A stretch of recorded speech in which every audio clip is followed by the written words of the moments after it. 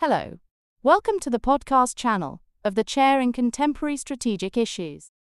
This episode is an excerpt from the lecture given by Mr. Sergey Radchenko, Professor, Henry A. Kissinger Center for Affairs, Johns Hopkins School of Advanced International Studies, Washington Etats Unis. The conference is entitled, Russia in Search of Allies, Realpolitik and Ideology in Vladimir Putin's Strategic Choices.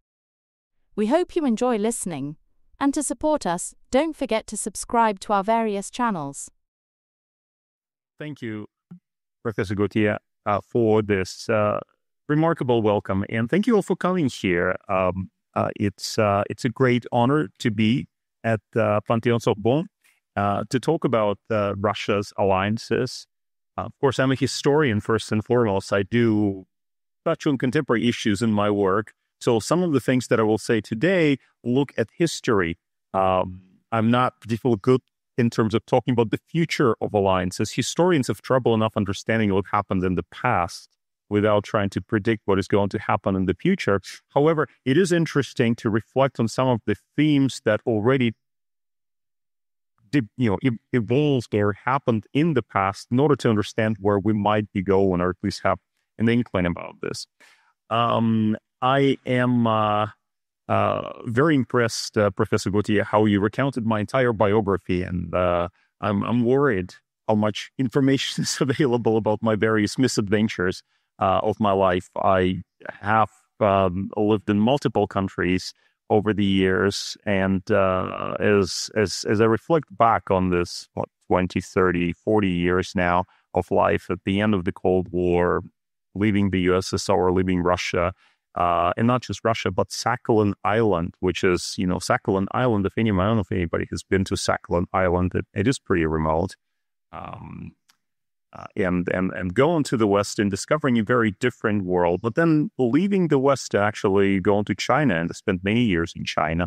I thought that was also very interesting, just to see how different people live, how different nations live, the commonalities, but also the sometimes significant cultural differences. So I'm very grateful for this experience that I've had over the years to explore the world while also learning about the world, not least about Russia and China, which have been my two main areas of interest since I was really a kid, growing up in Russia's Far East, in a very different time for international relations, a much brighter time, I should say, because things looked positive when I was back in Sakhalin. I was leaving Sakhalin to discover the bright new world, and now look at where we are today. It seems quite grim indeed, at least for some of us anyway, maybe not for all.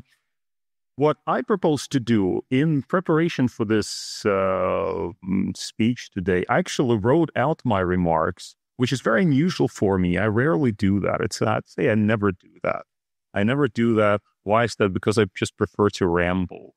But because there is an interpretation involved, I was worried that my rambling would confuse the interpreter.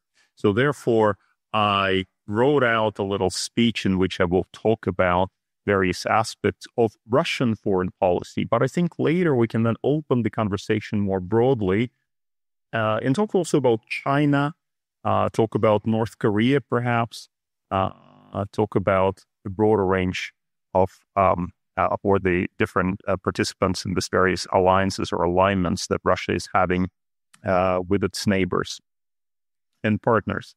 I would like to begin by citing to you a post on the social media of Donald Trump on February 12th, 2025.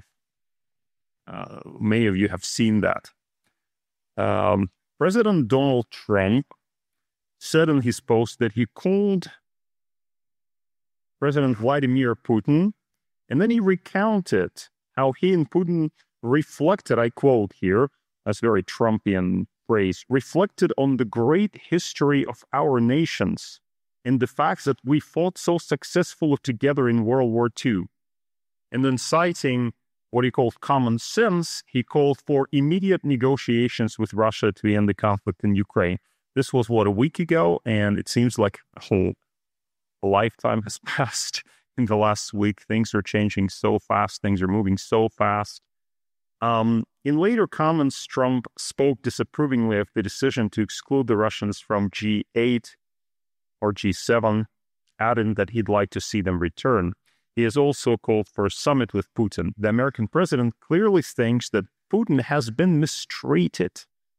And if only he was respected and recognized for the great leader that he is, if only his security concerns were taken into account, many of the problems that plague Russia's relations with the West would have been avoided. Of course, the war in Ukraine would never have started, as Trump likes to say, would never have started if he was president. So it's all about respect, kind of respect that you give to your adversaries. Trump's approach has rattled the Europeans who feel excluded naturally and blindsided by the president's diplomacy. By contrast, Putin sees an opportunity. He has long claimed that Ukraine has no agency in the conflict, that they're basically puppets, that the war is in fact between Russia and the West, and even within the West, of course, it's not Europe that matters. It's the United States who are the real masters. Europeans are just puppets for Putin. And so he has sought direct talks with the United States. Speaking over the heads of the Ukrainians, speaking over the heads of the Europeans makes Putin feel grander, makes Putin feel stand tall and proud. And that has been a long aim of Russia. And I would say, as an author of a book that Professor Gautier has just mentioned, To Run the World, I talk in my book about this. I say, historically, the Russians, Soviets wanted nothing as much as Western recognition of their greatness. They wanted to be recognized great power, because that contributed to their legitimacy. And so Putin wants that. He wants that to speak over the heads of the Europeans, to speak over the heads of the Ukrainians directly with the United States, because the Americans are the boss. That's how he sees things. Such negotiations, with their promise of a broader Russian-U.S. rapprochement at the expense of Ukraine and Europeans, would support Putin's ambition of returning Russia to the high table of global politics, not because he was asked to return to this high table, but because he seized the place he deemed rightfully his. This was not noticed at the time. I don't think anybody has written about this, but the conversation between Trump and Putin came one day after, guess what, anniversary? Very interesting. It came one day after the 80th anniversary of an important event called the Yalta Conference, 80 years ago. In February 1945, in war-torn Crimea, Soviet leader Joseph Stalin argued with then U.S. President Franklin Delano Roosevelt and the British Prime Minister Winston Churchill. The Yalta Agreement not just set the terms for the end of the Second World War, but also outlined a post-war order, one where the big three, but in reality, the big three were just really the big two, because at that point, as far as Stalin was concerned, Britain did not matter. France did not even really exist in his calculations all that much. The big two. The big two would call all the shots in Europe and around the world.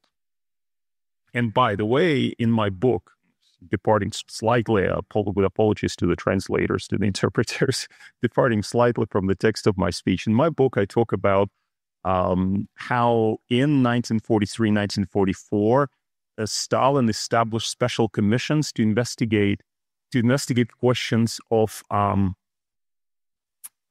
post-war settlement in Europe. And those commissions, they were led by Maxim Litvinov, who was the former foreign minister of the USSR, and Ivan Maisky, who was the former ambassador to the court of St. James in the UK. These people led these commissions and then produced reports on how the post-war world would look like. Isn't it fascinating to think about what they thought about how the world would look like? We have those reports. You read those reports, and they are remarkable, because what they show is that the Soviets at that time believed that effectively all of continental Europe belonged to them. They thought that they would be the great continental power in Europe. Britain would do the offshore balancing. That's what IR theorists call it, offshore balancing. So Britain would be somewhere out there. The Soviet Union effectively would dominate, of course, Eastern Europe, and that goes without saying. What Poland, all of those places, of course. But remarkably as far even as Sweden and Turkey. So all of those places would be under Soviet domination. And, these things were written by who? By hardcore Orthodox Stalinists? No, by people like Maxim Litvinov, who was like the most pro-Western of Russian or Soviet politicians. That's just a little digression on my part. That just shows the extent of Soviet ambition. For many Eastern Europeans, Yalta evokes betrayal, for it left them at the Kremlin's mercy, i.e. the idea that, Eastern Europe was effectively consigned to the Soviet sphere of influence. And I don't think you'll find a Polish person around who will say Yalta Agreement was a great idea. But I don't think anybody in Poland thinks that. But for the Russians, it means something else entirely, a recognition of Soviet sacrifice in the Second World War and a respectful acceptance of Moscow's quote-unquote sphere of influence. Now Putin perceives a tentative willingness by the American president to deal with Russia in the spirit of Yalta. But the question is this expectation of his realistic? And how would another Yalta work in practice? We're not, after all, in 1945, but in 2025. And there are other players, in particular Ukraine in Europe, that will not easily agree to a U.S.-Russian deal behind their backs. Indeed, Russia, mired in a drawn-out war, is hardly in a position to dictate terms in Europe, never mind reshape European security to its liking. It will try, of course, if there's anything that Russia has an abundance of, other than oil, it's hubris. Let me talk a little bit about Vladimir Putin. Vladimir Putin was at a KGB outpost in Dresden, East Germany, when his world and that of his compatriots suddenly disintegrated. The collapse of the Berlin Wall on November 9, 1989, followed in short order by the meltdown of the East German regime, put in question the legitimacy of the Soviet military presence in the country. Mikhail Gorbachev soon realized the German reunification, which he thought Europeans would oppose, was practically inevitable. He really counted on the European opposition to German reunification. He really thought that the British Prime Minister Margaret Thatcher would oppose it. He really thought that the French president, François Mitterrand, would oppose it. Nothing like that happened. But in reality, of course, Germany was going to be reunified. And if that happened, what would happen to Soviet troops in Germany and to the entire Warsaw Pact, of which the GDR had been the crown jewel? Gorbachev's initial insistence was on making sure that reunified Germany would be neutral. He also had another idea of reunified Germany being anchored in two alliances, so it would be both in the Warsaw Pact and in NATO. It's very difficult to imagine how this was supposed to work. But at least this was his idea for a time. And he believed that he could trade his blessing for reunification for German Chancellor Helmut Kohl's agreement to take Germany out of NATO.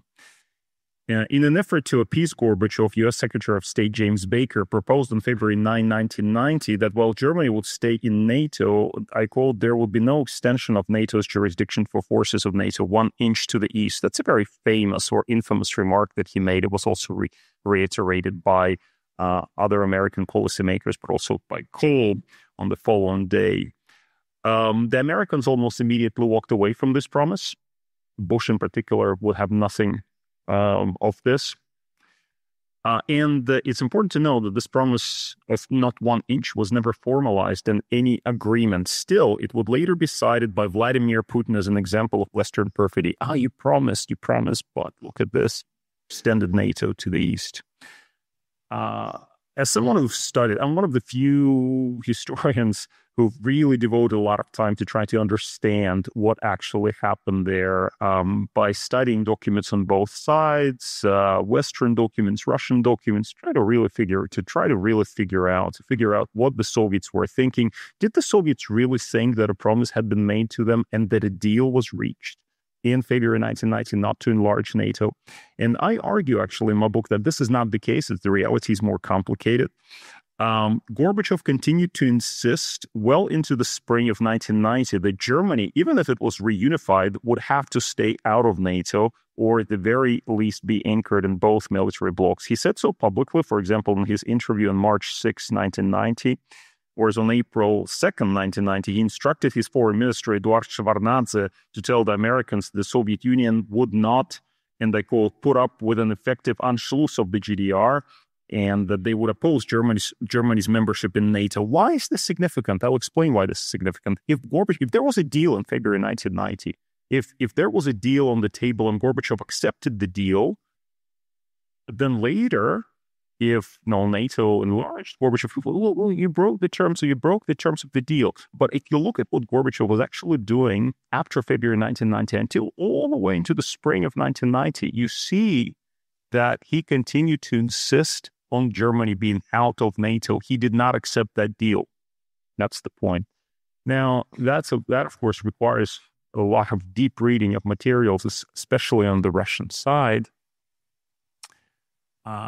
It's sometimes difficult to explain to even, audiences who understand this question, the minute details of this, and so much easier to do what Putin does, and to say, look, there were promises, because look at this, there's this conversation with Baker, and doesn't that say that there was not one inch promise? Well, yes, it says that in the conversation, but it's much more complicated. History is always more complicated than it seems in, Putinist propaganda.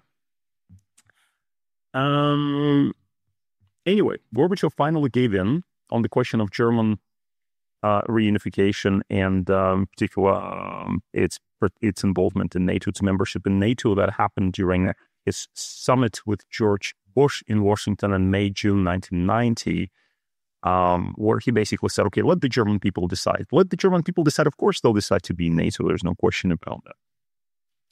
By the way, Bush was very surprised. Gorbachev's advisors were very surprised by, they felt that he gave away Soviet positions. Did he have better options? Well, on April 18, 1990, one of Moscow's leading German hands, somebody called Valentin Falin, sent his boss a memorandum in which he argued that the Americans had been, I quote, spoiled by the Soviet side flexibility, good faith, and agreeability on the German question. The West is outplaying us, Falin continued, when it promises to respect the USSR's interest, while in practice, step by step, shutting our country out of traditional Europe.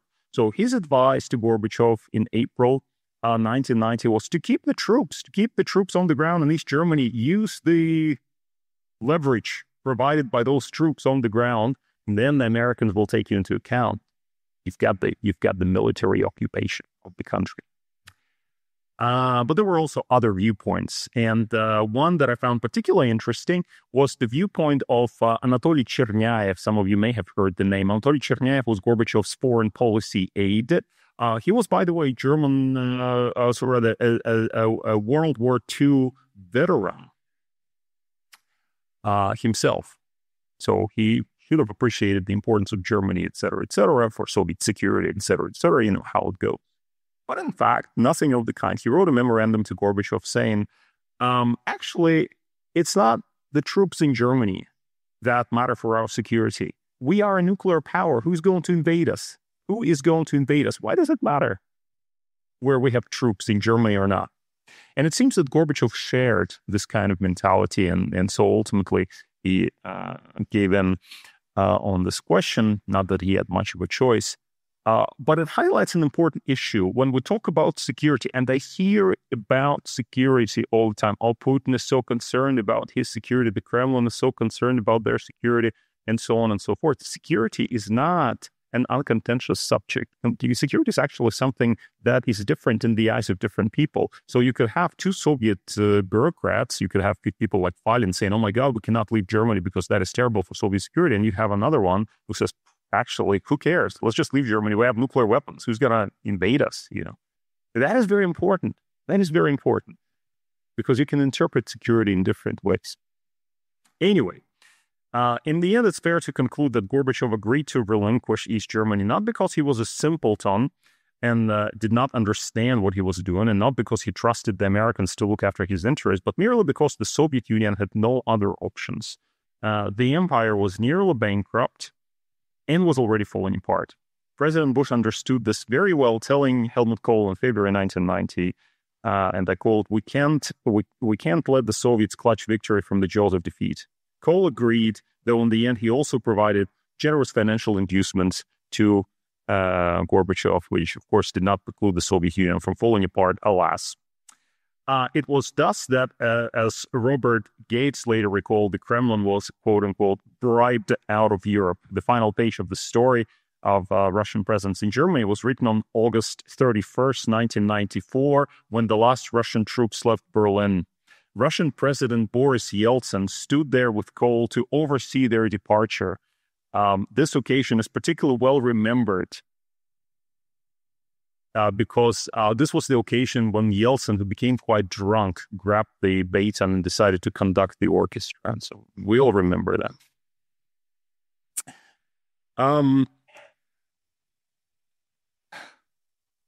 Amid the political chaos and economic crisis that followed the Soviet collapse, Yeltsin at least offered to commit Russia to the democratic path. Yet his brutal crackdown against the Russian parliament in October 1993, followed by a constitutional overhaul that strengthened the presidency, appear in retrospect as first steps on the slippery slope that led Russia into its present predicament. You don't hear that much,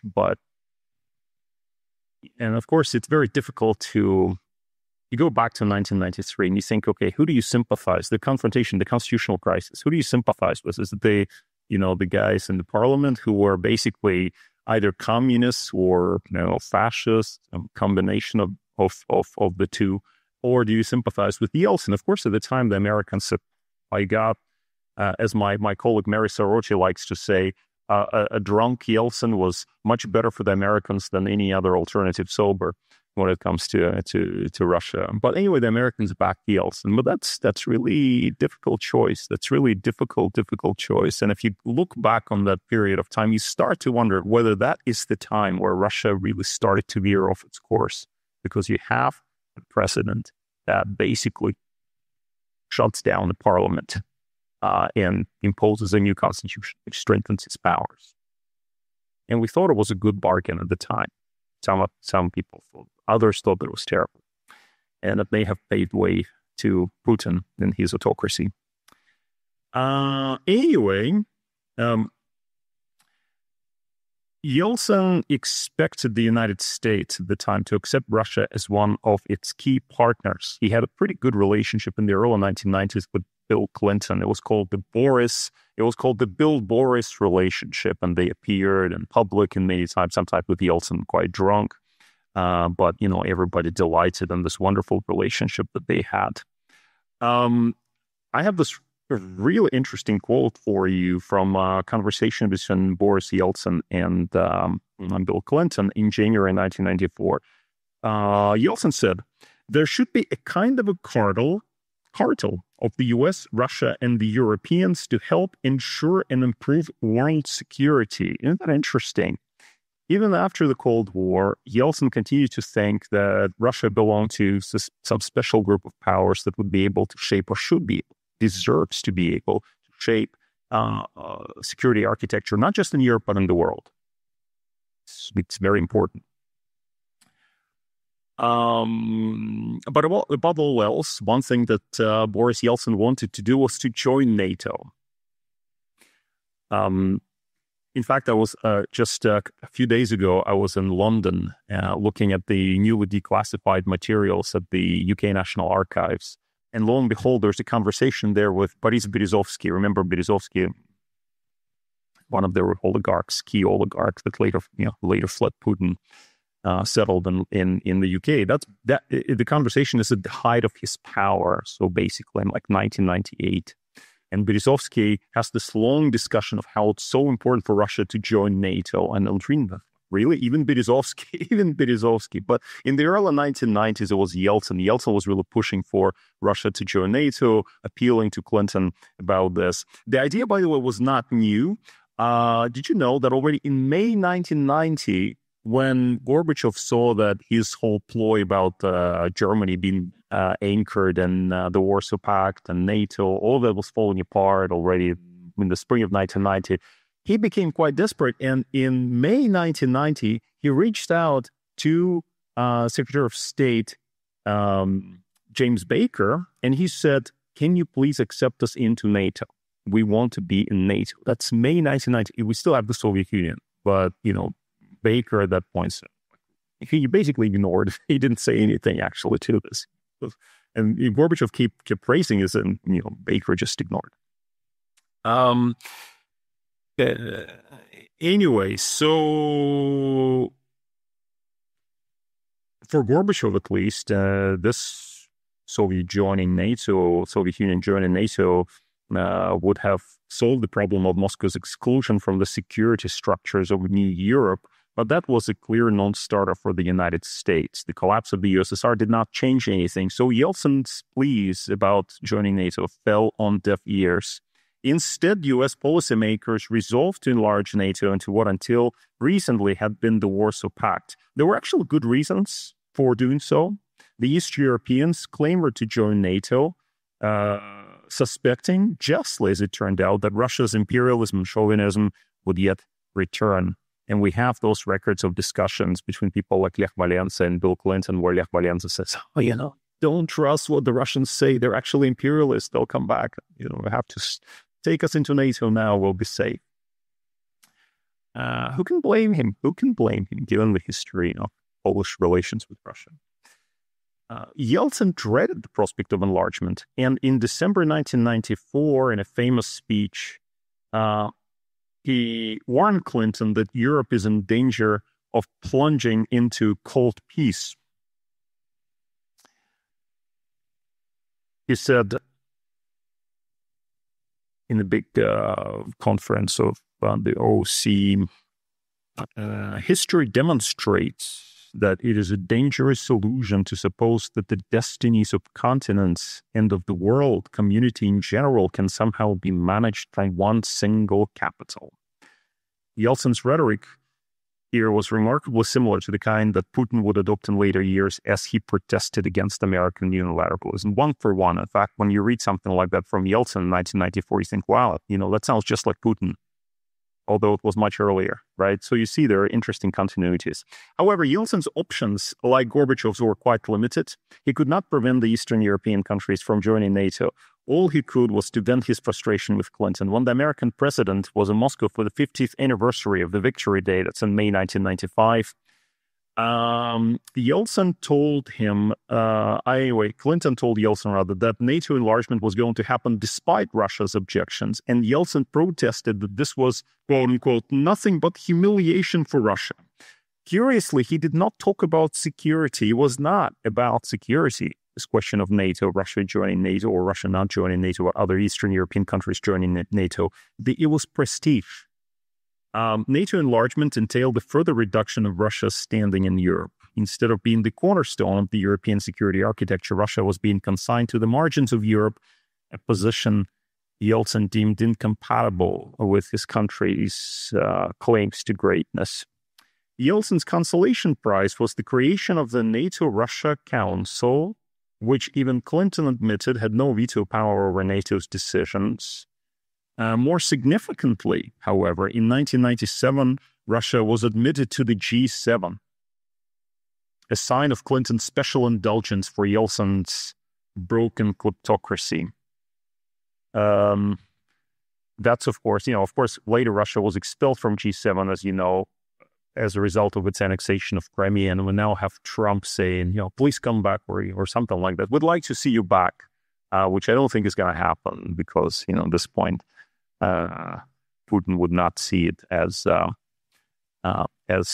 compatible with his dignity to return. But for Yeltsin, it was very important when Russia joined G7 in 1997. But Russia's relations with the United States never returned to their honeymoon of the early post-Soviet years. They were plagued by growing mistrust over issues like NATO enlargement, and in particular, of course, over conflict over Kosovo, which is a whole another story. I don't really have time today to go into it, but maybe we can return to it later.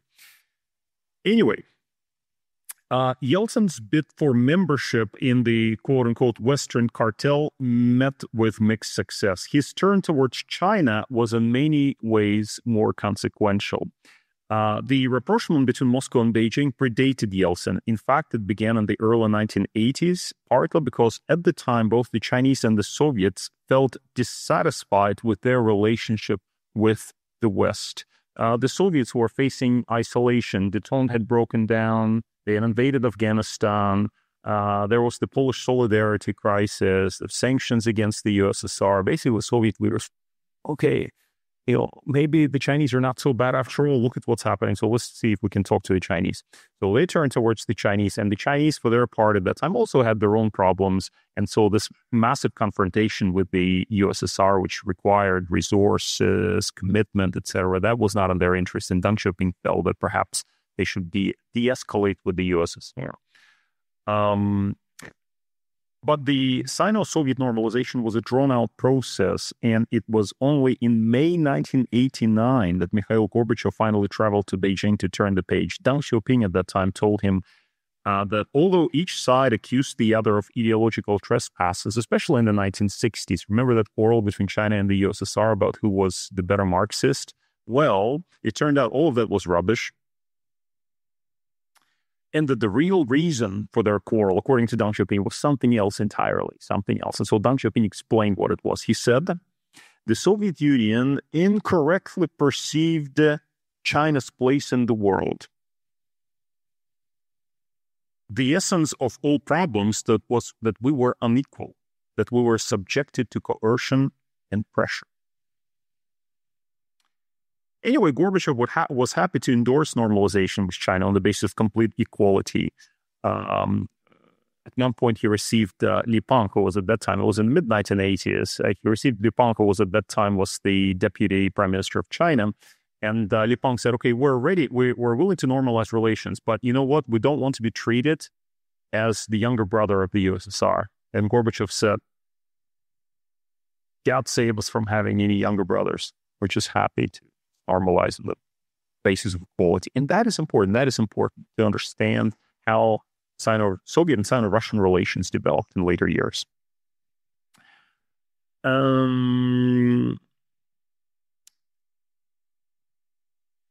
Gorbachev saw in China a potential counterweight to American pressure. And that's something that we don't think about when we think about Gorbachev. But Gorbachev sensed by 1989-90, he's sensing there's a lot of pressure on the Soviet Union. He's thinking, well, maybe if I turn to China, maybe the Chinese will help. He told the Chinese Prime Minister Li Peng in April 1990 that the Americans, and I quote, feared the Sino-Soviet embrace. The Americans feared the Sino-Soviet embrace. Beijing, for its part, understood Moscow's geopolitical provided commodity loans. Think about it. China in 1990, that's like a poor country. China is a poor country. Even when I first went there in 1999, China was a pretty poor country. But in 1990, the Chinese provided commodity loans to the USSR, their former enemy, because Gorbachev asked for it. Gorbachev was desperate. He was trying to get money everywhere. So please, somebody pay for it. The Chinese provided commodity loans. And that's also not widely known, but the Chinese supported, or were one of the few, I guess maybe the only country that supported the coup against Gorbachev, the coup in August 1991. They met with the coup plotters. The guy who met with the coup plotters, the Chinese ambassador, quickly disappeared after the coup failed, which the Chinese were very pragmatic. They pulled him out. And the reason for that was they wanted to avert the Soviet collapse. And you would say, well, wait a second. The Soviet Union was an enemy of theirs for so many years. The Russian Empire was colonized large bits of China and so on and so forth. Why is it they are so interested in averting Soviet collapse in 1991, the Chinese? Why is it that they're doing this? And the answer is clear, because they worried, or they knew that the Soviet Union was a geopolitical factor that will, if it continued to exist, it would pull American energies towards it. And therefore, it was beneficial for China. So strictly geopolitical reasoning. Sort of the enemy of our enemy is our friend, that kind of reasoning. The Chinese were not enthusiastic about Yeltsin at first. They were suspicious of his pro-Western rhetoric and worse, lest he joined the West in criticizing China for its human rights record or even attempt to establish diplomatic relations with Taiwan. Actually, there were people in Yeltsin's circle who were calling for that. In 1991, 1992, there were people there who said, oh, it's just, the Chinese, they're communists. We're not communists, so therefore let's establish relations with Taiwan. But these worries were misplaced. In December 1992, Yeltsin traveled to China, and in the years that followed, Sino-Russian relations deepened significantly, as did Yeltsin's personal relationship with then Chinese President Jiang Zemin. Jiang Zemin traveled to Russia quite a few times, sang Russian songs. He knew some Russian. Visited Yeltsin at his hospital bed in 1998. That was a memorable moment. But in April 1997, this was the important visit, the two leaders signed a declaration calling for nothing else, nothing less than the establishment, and I quote, establishment of a new international order, which was supposed to take place in the multipolar world. A new international order in the multipolar world. I mean, the language is very similar to what we hear from China and from Russia even today. This is 1997, so that's very interesting to reflect on this. As I was writing this today, I found a remarkable quote from the Chinese ambassador at that time, Chinese ambassador in Moscow, Li Fengling, in the Russian document. So Chinese ambassador, before she left for China in 1998, met with the Russian leadership, and we have the record of the conversation. And so he talked about, Sino-Russian relations, and he said, China wants to see Russia as a strong country. We must be together, he said, although they, i.e. the West, are putting us under great pressure. That was in August 1998. August 1998, the Chinese already have this thinking, Russia must be a strong country, and we must stick together because the West is putting us under pressure. Actually, China's relations with the West were doing okay at that time. They got over the whole Tiananmen business, and economic relations were going well, but there were people in China already thinking of Russia as a potential counterweight to any kind of U.S. pressure, and felt that they should stick together. Now let me talk a little bit about threads in Putin's philosophy. That's how I entitled this sections. Russia watchers have long debated whether Vladimir Putin has an ideology. In what is probably one of the most convincing studies on the subject, Maria Snegovaya and Jade Maglin argue that he does, and that it amounts to thinking about Russia as a civilization state and a great power imbued with exceptionalism, cultural conservatism, and anti-Westernism. If this is the case, in most respects, Putinism has deep roots in Soviet and Russian imperial past. The great power narrative runs like a thread through the entirety of Soviet experience. As we have seen, even in the misery of Yeltsin's Russia, the country's great power ambitions remained quite uninhibited, leading to the buildup of resentment when these ambitions fell short of being realized because Russia quite plainly did not have the means to match. Historically, a big problem for Russia. It has great ambitions, does have the means. Great ambitions, no means. When it figures this out, Russia will be a normal country. When it matches its ambitions to its needs, for now, we have a problem. Putin entered office on the promise to help Russia rise from its knees. That's a quote from Putin. A promise that continues to resonate with the Russian public today, which now connects it not so much to their personal well-being, but to the notion of retaking that which has been lost while Russia was weak and helpless. Underlying this idea about Russia's return to greatness, which in itself is not particularly exceptional, and it's completely unexceptional. We have it in so many countries. America's return to greatness. Who else? China. China is returning to greatness. I don't know if France has this. Is France returning to greatness? Or it never left greatness, so that's okay. Anyway, so it's not exceptional. It's nothing exceptional about this. But what's interesting is Putin's belief in brute force as a means of achieving that. He, in fact, in his various comments, and there's so much commentary on Putin, we can psychoanalyze Putin because he likes to talk so much. We have this, endless running stream of commentary from him in his hours and hours long conferences, press conferences, and statements. So in his various statements, he ascribes such thinking about brute force to the Americans. He says it's the Americans who only believe in brute force. He says the United States are trying to solve everything from the position of force, or maybe position of strength. I wasn't sure how to translate this. Either with the help of economic sanctions or financial restrictions or the threat of the use of military force or the use of military force. They're trying to teach the others about rules, but they themselves cannot do it or do not want to, probably do not want to. He likes to deal in examples from Kosovo to Afghanistan to Iraq to Libya to demonstrate the truthfulness of this maxim. There's something to it, Frank. There's something to it. It's called whataboutism, but the fact that it's called whataboutism does not actually hide the fact that there's some serious issues there in those examples that may have precipitated or at least made it easier for Putin to claim that he also has a right to invade other countries. In Putin's view, then, the only way to be taken seriously in such a dog-eat-dog world is to push back and to resort to force in return. There are remarkable parallels here to the way that Joseph Stalin thought about the United States in the immediate post-war years. He thought that any Soviet concessions to the Americans would be interpreted as a sign of weakness and lead to more pressure. There's actually a remarkable set of documents that are in the Russian archives, which I was able to access. Sadly, I think, all of this stuff will be closed now. And I was probably the last person that was able to access. But it's really interesting. In September 1945, there was the conference, October 1945, there was the conference of foreign ministers in London, which is one of the first post-war conferences where they were deciding post-war issues. And this is where Stalin did not go there. He sent Molotov, his foreign minister, he sent Molotov to this conference. But what's interesting, that's why it's remarkable for historians, because it opens a whole page into a whole world, into how Stalin thought about,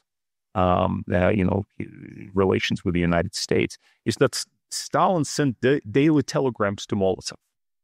Because otherwise we don't know how he was thinking. But because Molotov was remote, he had to instruct Molotov by telegrams, and Molotov responded every day. So we have this conversation between Molotov and Stalin, when in September 1945, fascinating, just after Hiroshima, after all of that. And it's a remarkable reading. Basically, Stalin tells Molotov, no concessions whatsoever, on nothing, not even a small issue. You cannot make any concessions. Why? Because the Allies will think that he still called them allies. The Allies will think that basically you're making concessions because you're weak. And then he said in one memorable telegram, he said, the Allies are pressing on you to break your will. You must display complete obduracy. In other words, no concessions. Still, you might say, well, Stalin, he was so tough. But we must not misread Stalin, nor must we misread Putin, because in reality, Stalin, conscious of Soviet weakness, the fact that the Americans had the atomic monopoly, feared war with the United States. He treated very cautiously, for the most part, backing off when faced with likely American response. For example, I just give you a few examples, because people have this idea that Stalin was just relentless expansionist, wanted to take over the world. In reality, when he faced pressure, he backed off. A few examples. In mid-August 1945, Stalin wanted to occupy northern Japan, Hokkaido. He wanted to occupy Hokkaido. And proposed that to Truman, say, we're about to land on Hokkaido. And Truman fired back saying, there's no way, you're not doing that. And Stalin backed off. Why? Good question, right? Good question. You have different interpretations here. Maybe he still wanted cooperation with Truman. Maybe he just thought, the Americans, they have atomic bombs, maybe we should not mess with them. So that's one example. Other examples where he backed off included Iran in 1946, where he pulled out troops from the occupation of Iran. Some other examples I have here. Right, he also miscalculated in some cases. So, for example, he authorized Kim Il-sung's invasion of South Korea, which was interesting because for many months, Kim Il-sung, the leader of North Korea, would go to Stalin and say, Comrade Stalin, we want to invade South Korea. We'll have a revolution there the next day. We'll win. It'll be so easy. Everything is going to be fine. And Stalin said, no, you're not allowed to do that. You're not allowed to do that. And then suddenly he changed his mind. It was in January 1950. He changed his mind. And so historians have been trying to figure out why he changed his mind. Well, we now know, at least in part, because it transpires, and you can read about it in my book, the new book that just came out, that Stalin, the Soviets intercepted they decoded American cable traffic, not just between Moscow and Washington, but basically worldwide. They figured this out. And so somehow they received cables that were sent between Douglas MacArthur in Japan and Washington, which suggested to them that the United States was not going to fight for Korea. I mean, that was also in line with some of the public statements, like Dean Acheson said this was outside the American defensive perimeter. So there was he basically got America wrong. He misread what was going to happen. Putin, too, tends to use force only when he senses the absence of the West's resolve to defend the status quo. Ukraine, as we know, was one such situation. The Russian invasion is now widely perceived to have been a case of failure of deterrence. And yet, there's something else that contributes to Putin's confidence and to his willingness to test the boundaries permissible: Russia's nuclear arsenal. There's nothing new here. It was Nikita Khrushchev among Soviet leaders who first embraced the political advantages conferred by nuclear weapons. Khrushchev recounts that in his memoirs. He said he instructed scientists to give him a report on what nuclear war would look like. He received a report, and it was much worse than, he feared. He actually wrote back to the scientists, "Is that really that bad?" And Igor Kurchatov, who was the head of the Soviet scientific program, wrote back to him saying, "It's much worse, even worse than." And so Khrushchev said, "I could not sleep for several nights until I realized that I will never have to use these weapons, and then I could sleep again." But then, how did that impact Moscow's foreign policy? Well, we have this remarkable memorandum from Nikita Khrushchev to his Presidium colleagues in December 1959, which said, "How can a country or a group of countries in Europe attack us if we can literally wipe these countries off the face of the earth with our atomic and hydrogen weapons? As we have seen, the nuclear revolution impacted the way the Kremlin perceives its security, or at least some people in the Kremlin perceive its Soviet security, contributing ultimately to such decisions as the pullout from Germany." I mentioned Chernyaev's views on this. But it also emboldened Soviet and later Russian decision makers to act more rashly on the understanding that they had the protection afforded by their nuclear arsenal. For Khrushchev, this meant adventuristic policies from Suez in 1956 to Berlin in 58-61 to Cuba in 1962. For Putin, this meant that he could use Russian nuclear weapons in the game of brinksmanship with the West, a game he was certain he would win. Why? Because he sensed that Ukraine was never as closely tied to American or even European core interest as it was to his.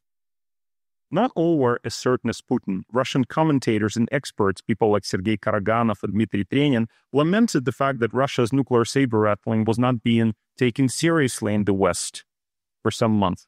Some of you probably follow those debates. Russian thinkers, people like Karaganov say, we need to have a nuclear war with the West, then they'll be afraid of us. Dmitry Trenin wrote that we need to, quote unquote, bring the fear back. But in fact, despite these worries on the part of Karaganov and Trenin, all indications actually point in the other way, and that is that the West was deterred by the threat of nuclear escalation and probed Putin's red lines only very, very carefully and slowly. We're still far from fully understanding what happened during the nuclear scare in the fall of 2022. It's a very interesting story. It appears, though, that Washington not just signaled to Moscow that it would face dire consequences if it used tactical nuclear weapons on the battlefield, but also promised to bring pressure on Ukraine to slow down their counteroffensive if it seriously threatened Russia's hold on the occupied parts of Ukraine. Okay, let me talk a little bit about the invasion of Ukraine, and I'm coming close to the end here. If there was one utterance that revealed Putin's underlying rationale for invading Ukraine, in my view, it was a comment that he made during his press conference with President Emmanuel Macron on February 7th, 2022, so that's before the invasion, pointing out how President Volodymyr Zelensky would have to carry out all the provisions of the Minsk Accords. Putin said, literally, "Whether you like it or not, you'll have to do it, sweetheart." It sounds more reasonable, I guess, maybe in English. In Russian, it sounds completely crazy. Commentators were prompt to point out that Putin's allusion here was probably to a song by the 1990s punk rock band Red Mold, which contained references to rape and necrophilia. What followed was a rape of Ukraine, a brutal invasion aimed not just at returning this country into Moscow's sphere of influence, but also demonstrating to other would-be detractors that Putin took his quote-unquote sphere of influence seriously and was willing to engage or to challenge anyone who trespassed on his turf. Now, other reasons have also been offered to explain Putin's invasion, ranging from ideology, i.e. his conviction, which he expressed in his various publications that Ukraine does not exist, or that it's historically part of Russia, and so on and so forth, to security, i.e. that great powers just generally tend to invade their neighbors. We have some particular IR scholars who actually take this view, to even arguments that it was connected to domestic concerns, i.e. that he was, by invading Ukraine, he sought to consolidate his grip on power and to suppress domestic dissent. The evidence for this last proposition, i.e. that he was trying to consolidate his grip on power, I think is particularly thin. There's no evidence that he was worried about any kind of domestic detractors or domestic protest ahead of his invasion of Ukraine. But on the whole, it's fair to say that the Russian invasion of Ukraine was what's called overdetermined, i.e. it had multiple overlapping causes. So beware when somebody tells you, oh, I know why Putin invaded Ukraine, unless they have a direct direct wire to his mind. Because usually historical actions are complicated, right? There's a variety of reasons, imperial reasons, ideological reasons, as I mentioned, what's related to imperial reasons, security reasons. This whole business of, we'll show Zelensky, he has to take me seriously because I'm the boss here. This logic actually comes from the 1990s Russian criminal world. You have to show, and Putin was, of course, connected to the Russian criminal world in the 1990s, not directly, but so different overlapping causes. But there's something else that shines through, something deeper that speaks volumes of Putin's vision for Russia and his own historical legacy. And this revelation came in one of Putin's recent lengthy press conferences, where, following the question from BBC's Russia's correspondent Stephen Rosenberg, some of you know Steve, that force of nature, Stephen Rosenberg basically asked Putin, do you feel safe now? Ukraine is sending drones to Russia. You said that it was for Russia's security, and you feel safe now. What Putin could have said is he could have said, it was, you're fighting this war for the security of Russia, NATO enlargement, yada, yada, yada. And John Mearsheimer would have been very happy if he heard that. But unfortunately, it says something else. He said, we were being shown our place. I can tell you unambiguously. Everything was so polite, but in principle, we were always shown our place by the West. That's how he explained. This idea that Russia was denied that which was rightfully hers predates Putin. We find echoes of it in Stalin's pushback against what he perceived as U.S. pressure, in Khrushchev's boastful claims that he would bury the West, in Brezhnev's search for the West's acceptance of a permanent division of Europe in the context of the so-called Helsinki process, and in Gorbachev's and Yeltsin's resentment at being refused a special position in Europe that Moscow had deserved by virtue of various historical achievements, in particular its victory over Nazi Germany. Russia, in historical terms at least, is a declining power that traffics in oil and resentment. Both commodities sell well, to be sure. Putin's anti-American crusade, in particular, has won Russia a certain degree of admiration in the global South, where the Russian president is seen as something of a Robin Hood figure. His challenge to the West is indeed almost Nietzschean overtones: unbridled will to power, a will to prevail over decadent West, cowering helplessly amid all the glittering treasure. Meanwhile, more than a year into Russia's invasion of Ukraine, in March 2023, Chinese President Xi Jinping turned up in Moscow for talks with Putin. The Chinese, who, so it now seems, were not forewarned about the invasion and who have since stopped referring to their partnership with Russia as a no-limits partnership. They used to. Now only the Americans refer to it as a no-limits partnership. The Chinese no longer use this phrase.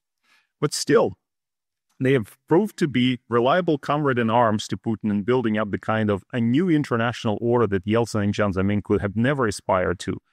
And as Xi Jinping was about to get into his car after meeting Putin, Xi turned to his quote-unquote dear friend. He calls him dear friend.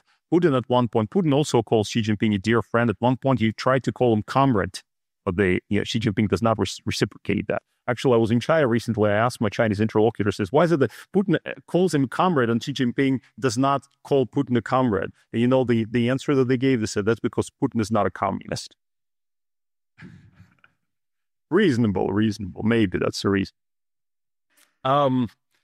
Anyway, so Putin, Xi turned to Putin and said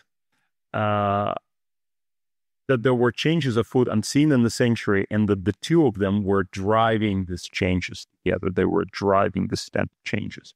The Russians and the Chinese have referred to in their statements to democratization of international relations and have criticized the American hegemony.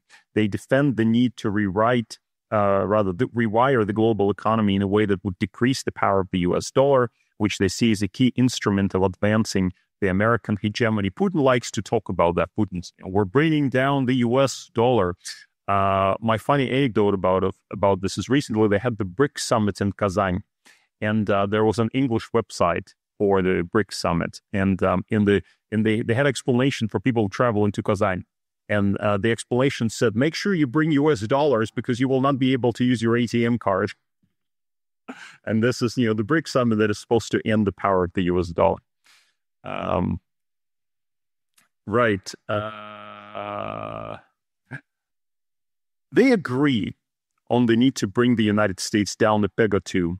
They have worked together without committing to an outright alliance, in large part because Putin and Xi do not need to box themselves in the way that Stalin and Mao had done in 1950. I would actually argue that this flexibility, the lack of a formal military alliance, is actually good for both of them. Because remember, I'll give you one historical example that demonstrates how it's interesting. In 1959, there was a military conflict between China and India, you remember.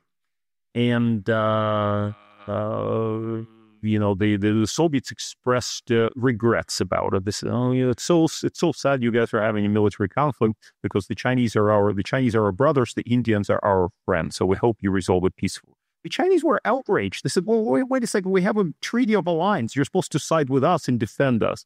Now, imagine if today we had a military conflict between China and India. The Russians would be neutral, I promise you that. The Russians will be neutral. The Chinese will not be able to say, oh, you're supposed to defend us because there's a treaty of alliance, because there is no treaty of alliance. Nevertheless, they don't have plans to defend each other, but nor do they have to. Each believes that the other's mere presence is a counterweight to the United States. As Putin and Xi highlighted in their joint statement on March 21st, 2023, Russia is interested in a stable and prosperous China, while China is interested in a strong and successful Russia. Remember Li Fangling's statement in 1998? That's like, 25 years before that? That's exactly what he said, 25 years before. You still find the same language in Chinese statements, now official statements. So that just shows how what was being said in private already in the 1990s is now part of public statements between China and Russia. Beyond that, they do not want to create an axis of any kind. An axis or a formal alliance would constrain, whereas what Moscow and Beijing really want is a freedom of action and to keep their American adversary off balance. They know that what Gorbachev told Lipang in April 1990 still holds true, that the United States fears the Sino-Russian embrace. Right, to conclude, when in February 1945, Joseph Stalin, Franklin Roosevelt, and Winston Churchill met in Yalta, the world was vastly different from the world we live in today. For one thing, China was among the victims of the infamous agreement because it was forced in its turn into painful negotiations with the USSR. As a result of the Yalta Agreement, China had to negotiate with the USSR and make some major concessions, like what? Like, for example, surrender Mongolia. Give up Mongolia. It's one of the results of that. Today, a great power compromise would look very different. The fact that President Trump recognized when he spoke of his interest in meeting Putin and Xi, when things calm down, imagine when this will be, in order to address pressing international issues like disarmament. Trump, so it seems, thinks in Yalta-like categories. He, like Putin, is a 19th century imperialist in a sense. That's, how I think that's also how Putin thinks. He can be brutal in making claims to what he feels belongs to the U.S. sphere of influence, but he also can speak respectfully to his adversaries with whom he wants to strike a great bargain, not unlike that of 1945. In some ways, a bargain like this will be even more viable today than it was at Yalta. The United States, in relative terms, is a much weaker power today than it was in 1945. Both of its rivals are nuclear powers, which adds an element of stability to the system. Moreover, in neither Moscow nor in Beijing does the United States face regimes bent on upending the world social order. And that's different from 1945 because there people were still thinking in terms of, world revolution. Putin is not thinking in those terms. Xi Jinping, Russia is, they do pose as defenders of conservative values. They're kind of a conservative kleptocracy. But the values are broadly aligned with at least a part of the American political spectrum, like on the political right in the United States. The other country, China, is an institutionally a relic of the communist past that has little appetite for promoting revolution and is mainly concerned about preserving its own power in the face of multiplying domestic challenges. But there are also significant challenges in the way of another Yalta, none greater than the agency of Ukraine and Europe. The Russians have long dismissed both as mere American puppets and have sought to bypass them altogether while solving all the major issues directly with the United States. Trump's recent willingness to reciprocate aligned with Russia's expectations. But even as the United States and Russia have renewed contact and are tentatively exploring options for ending the war in Ukraine, Europeans are beginning to work together to construct and defend an alternative vision. Today, President Macron has called a summit of European leaders in Paris. They have gathered to discuss how Europe can react to the brutal geopolitical changes unfolding in real time. Their vision and their resolve will help decide whether the world returns to some version of Yalta or whether there are better options in store. Thank you.